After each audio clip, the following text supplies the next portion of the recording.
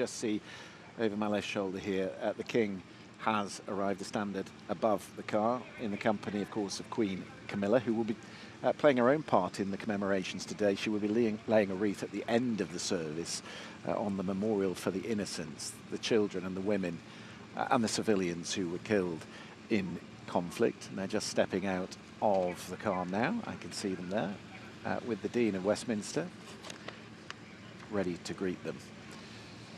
And very shortly, we are going to hear, as they go into the cathedral, the state trumpeters of the household cavalry who will welcome the monarch.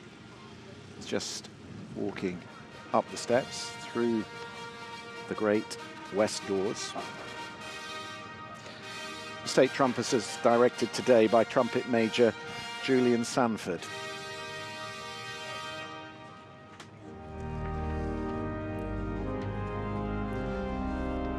Tim, as we just make our way to the 2-minute silence, what is the poignancy of that for the country?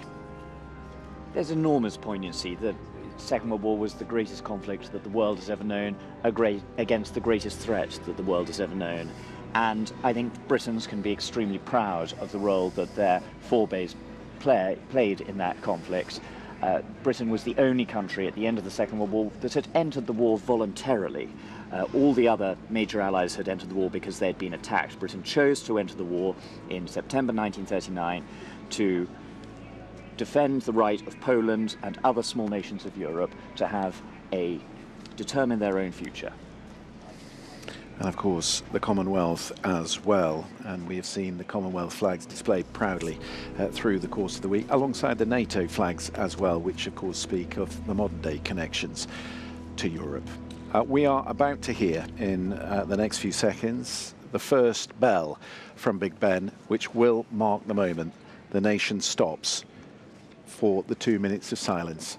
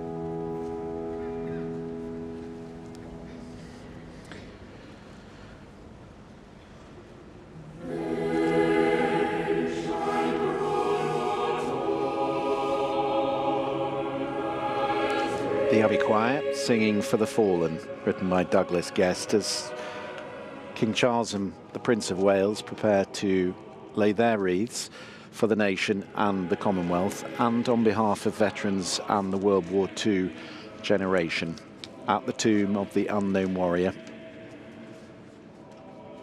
Body was brought to France from France on the 11th of November 1920, a grave which contains soil from France.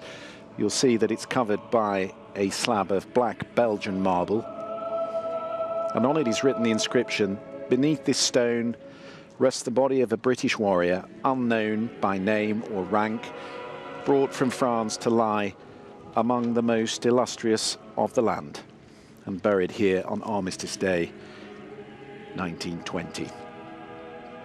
There is, Tim, an extraordinary story about this body, which in some ways, although it is connected to the First World War, speaks of how we're all connected to conflict. Yes, the unknown warrior has come to symbolize the tragedy of all wars and what we have to remember from all of them. This is a body picked at random from 4, representing so many unknown soldiers that died in Flanders fields between 1914 and 1918, and then so many that died, couldn't be identified, were blown apart, buried in the mud in 1939 to 1945, and it is an extremely poignant and apt reminder, and it would have resonated with so many grieving families, both in 1918 and in the 1920s, but also in the years during the Second World War.